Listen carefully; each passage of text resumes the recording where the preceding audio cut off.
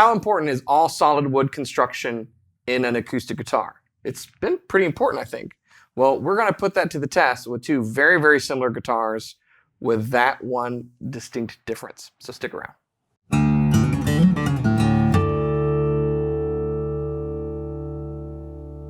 Hey, you're watching Alamo Music TV. My name is Chris McKee. And I'm Cooper Greenberg. We're here with Alamo Music Center in San Antonio, Texas. You can find us online at alamomusic.com. If you're new to the channel, please make sure to subscribe, turn on notifications, like our videos. And if you'd like to support the channel, visit our Teespring store linked below for custom designed t-shirts. So Cooper, we say this kind of a lot in this, on this channel and videos talking about the distinct differences between guitar construction. Mm-hmm. And one of the things that I often say is, if you're getting a guitar, you should at least get a solid top. Prices have come down in recent years where now you can get a solid top, even scallop brace acoustic guitar for pretty affordable money. Yeah. But the other thing we talk about is all solid wood construction. Yeah. Right? That's and nice. That has long seemed to be one of the things that really set the price of a guitar up.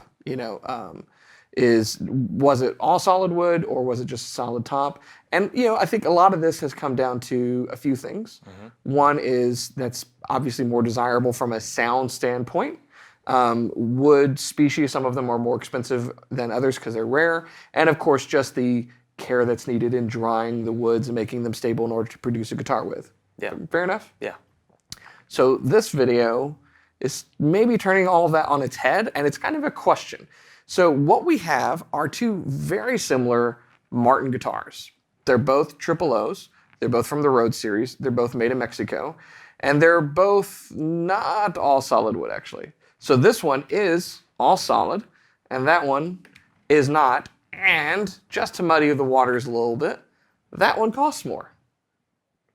Very interesting. Very interesting indeed. What is Martin doing here? So let's kind of pick these apart, and we'll talk about them. So I'll go first. I've got a Martin 000 13E, and we've done videos on this guitar and others in this series, and I have long said that the Rhodes series, I think, is one of the biggest values in the acoustic guitar market, period.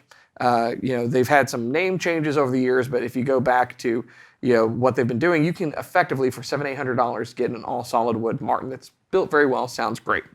So now the line's grown. This 000 13E represents kind of the upper end of the Rhodes series, and you get a 000 body. By the way, do you know what the difference between a 000 and an OM body is? No. They're the exact same body shape. It's different scale lengths. Really? Yeah. So 000 is shorter scale length, 24.5-inch scale length, I think is what it is, versus the longer 25 and some odd inch scale length of an OM. That's really the only difference. Do you know which one in Martin's line came first? I believe the OM did. OM? That makes sense. I believe so, but I'm not entirely sure on that. But here's the interesting thing. So the difference between a 000 and an OM is scale length, and the OM has the longer scale length. Unless you're talking about a 000 15M. Because that's a longer scale length. Yeah. But it's not an OM. It's a 000. And I've asked Martin why. Because, well, that's cool. So I love that at some point someone a long time ago, I think, kind of made a mistake, and they just went with it. That's cool. So, whatever. Yeah, that's cool. Does the 000 15 SM have any difference in other than the slotted headstock? Yeah. I don't remember off the top of my head. I think so, because I know it's a 12th fret neck, too. I don't know. That's cool. But back to this that I actually know about right now. So I just play the guitars, man. Just play the guitars. So the specs, I'm not going to go into a lot of depth on these, but they're basically the exact same specs. So they're both 000s, which means they have the shorter scale length. They both have rich light fingerboards and bridges. They both have select hardwood necks, which means it's some kind of select hardwood. Presumably they're the same species, but maybe not in this particular case, and your mileage may vary. They have HPL headstock plates. They've got different colored tuners, but they're basically the same tuners. They have the same Fishman MXT pickup system. They both come with soft cases. They both have solid Sitka spruce tops with X-braced scallop bracing, and it's like 5/16 with 1/4-inch tone bars on them. They're all exactly the same with a few distinct differences on the binding and, of course, the back and sides. So this is Siris back and sides, or Siris. I'm going to go with Siris, which I don't think is actually a species name. I think it's one of those things that the guitar companies do, where they pick a species of tree and then they give it a name that's, easier to market or understand. Yeah, that's cool. But that one actually has a species name. That is... Is that Layered Koa? It's Layered Koa. That is Layered Koa. And so here's the interesting thing. This is actually one of the first times, and the SC13E also has Layered Koa, and I love that guitar. Yeah. But typically, if you're familiar with Martin's lineup, most of their made-in-Mexico product has come with laminate back and sides, but it's not layered like this is, or like a lot of other layered laminate, what we would call woods are used in guitars. What they've used is HPL, which is high-pressure laminate, which is basically like a composite material with wood kind of printed on it. And it's very robust. It really holds up to a lot of abuse, which works at that lower price point. But this is actual layered wood, which we see on other guitars. So you've got real Koa veneers. So that's real wood grain on the back and sides of the guitar. I think if you look on the inside, does it look Koa too? On the inside of here? Yeah. It's hard to tell with the lighting. Maybe. Yeah. It seems like it. Yeah. So that would be a traditional way of doing it, where you have your veneers, which is basically the real Koa wood, but very thin. And it's sandwiching some other species. I think poplar is often used. And laminate's not a bad thing. Laminate is used in a number of really expensive, high-end, famous electric guitars like Gibson ES335s and whatnot. It makes it very stable. It's easy to work with. It's not going to move around a lot with temperature and humidity. You can bend sides very easily, all of those things.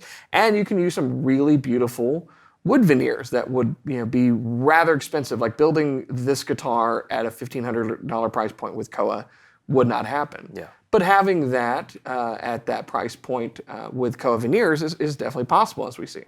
But here's the question.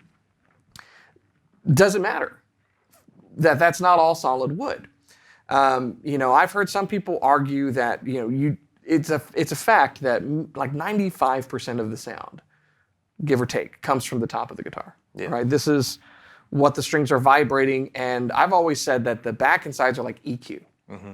Right? So think about some woods. Let me ask you this. What is your favorite tone wood on the back and sides of a guitar? I think I'm partial to mahogany. That might just be because that's kind of what I've had the most of, and I've just been used to it and everything. But listening to you talk about the EQing of rosewood, how it kind of works well with a vocal taking over the mid-range, where the treble and bass are a little boosted more in a rosewood. I like that a lot. But I'd probably go mahogany. Yeah. I think, that's my favorite. So you can hear the differences. Yeah. I can hear the differences. I have different guitars with different back and side wood for that reason. And, I would say probably eyes closed, blindfolded, dare I say that, you can hear those differences with a developed ear. But how much? I think having a better grade of top wood, the bracing, the finish, I think those things that affect the top have a bigger impact on the tone that you're going to get, really, than maybe the back and sides do, but they certainly play a role. And really, what have we said? Guitars are like this whole kind of ecosystem of sound, right? They're applied physics instruments. So it all matters. But this is going to be an interesting test, because what we're doing is we're taking guitars from the same manufacturer with basically the exact same specs. We're going to play them, and the difference in tone is going to come down to really the slightest differences in the top, because it is wood, right? And wood's going to vary. No two guitars, particularly acoustic guitars with solid wood or otherwise, are really going to sound exactly the same. But other than the very, very small variables that could exist, the only difference should be that this is solid, back and sides, and that is laminate. And can you hear the Koa? Some people say that they can hear the difference in tone from different layered laminate back and sides. Other people cannot. I think Bob Taylor's gone on record of saying he doesn't think there's a discernible difference. And yet other people have picked out different. We've done a video on GS Minis comparing them, and people are like, oh yeah, the rosewood sounds different than the mahogany with spruce top. If you can hear the difference, you can hear the difference. So anyway, so that's what we're here to answer today is, does this sound different than that? And if there isn't a discernible difference, does it really matter? So let's put them through their paces, shall we?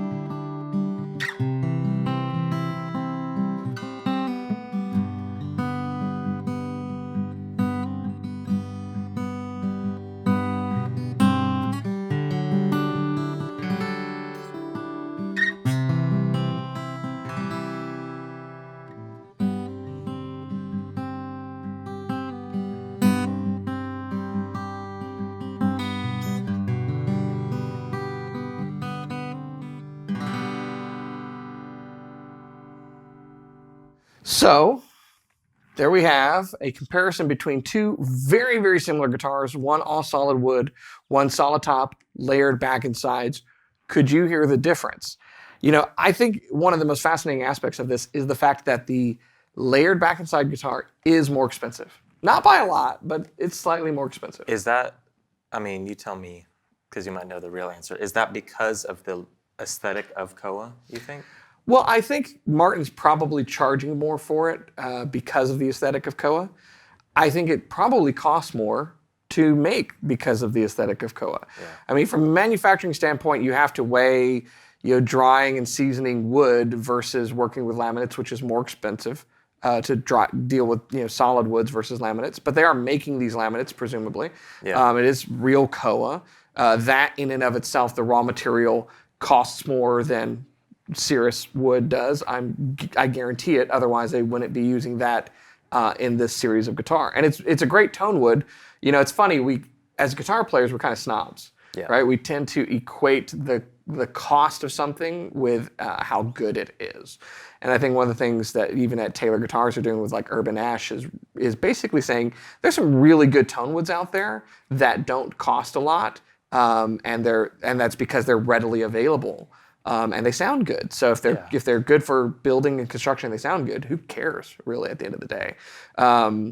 We tend to spend a lot of money on rarity and figure, and sometimes those go hand in hand. Incredibly quilted maple is hard to come by. Yeah. So it's rare and it's beautiful, and so it just costs more. Does it sound better than plain maple? It's debatable, but probably not.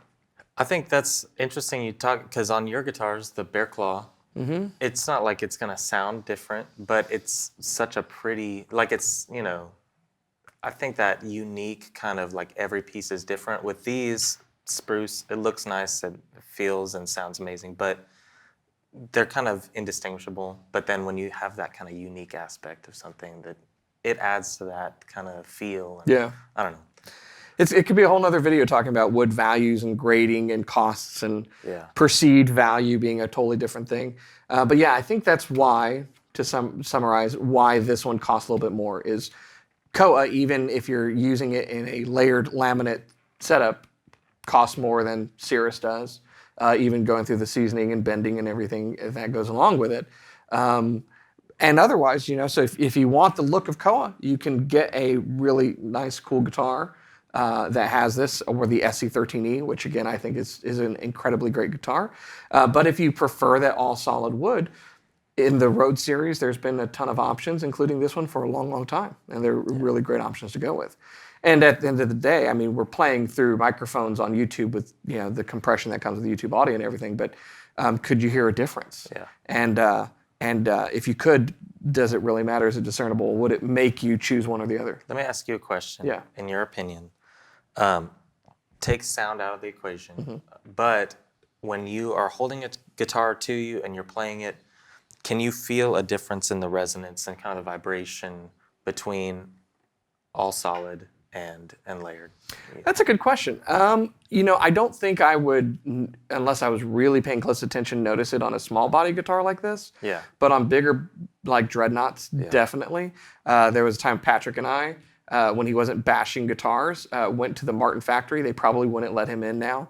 And we both played on these kind of historic guitars in their museum. And on some of them, you really could, and granted, these are like 80-year-old guitars made of Brazilian rosewood with deep bodies, and there's 12 of them, that kind of stuff. But you could feel it kind of rumbling against you. I love that feeling.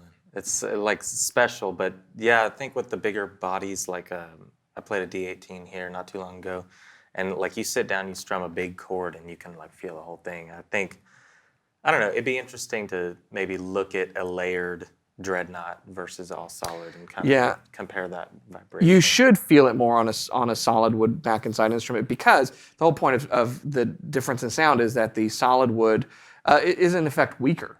It's able to move and vibrate more versus laminate back and sides or layered back and sides being stiff. You've got three pieces of wood, and the grains are running different from one another, and so it makes it very stable, but it also prevents it from vibrating a lot. I think that's interesting that you say it's, in effect, it's weaker, because a lot of people probably hear laminate and they're like, oh, that's going to be much more weak and brittle than like real solid. No, but it's like plywood versus like yeah. dealing with like plywood doesn't. It's easy to work with. Yeah. It can handle a lot of weight. It's not going to warp as easily Yeah. versus just a normal board. You know that you do Yeah, woodworking. yeah. You know, it's just that's the name of the game. And I think the rule of thumb is to build a really great acoustic guitar.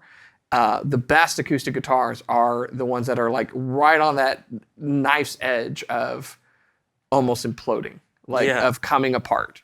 And that's why they're so good. It's like those, pre-war Martins. They're like, you cannot even put anything heavier than silk and steels on this because it will fall apart. That's the goal of every designer. I've talked to Andy Powers about it. You're trying to get as close to that edge without going over. Yeah.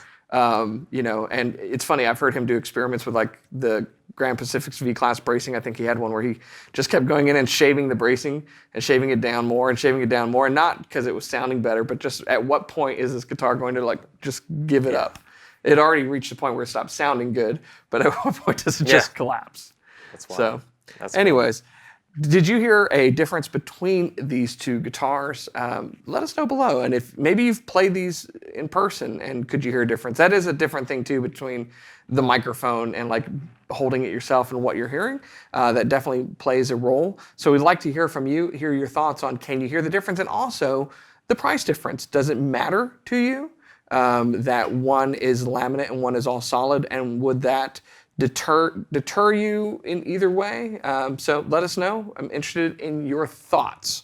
At the end of the day, the very best guitar in the world is the one you're making music on, not the one that has the best wood and yet sits in the case in a closet somewhere and never gets played. So anyways, that's what we're here for. This is what we do. If you're new to our channel, make sure to subscribe, turn on notifications, like our videos, and keep coming back for more.